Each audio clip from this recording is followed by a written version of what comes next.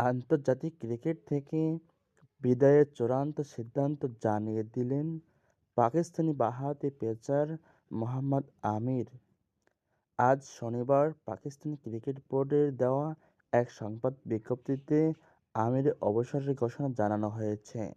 দারুণ সম্ভাবনা জাগিয়ে আন্তর্জাতিক ক্রিকেট শুরু করেছিলেন ৩২ বছর বয়সী বাঁহাতি পেসার মোহাম্মদ আমির।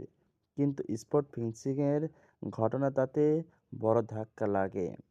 নিষেধাজ্ঞা কাটিয়ে ক্রিকেটে ফিরলেও আর কোনো সিরিজে ডাক না পাওয়ায় আন্তর্জাতিক অভিষেক হওয়ার পরে পাকিস্তানের হয়ে ৩৬ টেস্ট, ৬১টি ওয়ানডে ও ৬২টি টি-টোয়েন্টি খেলেছেন।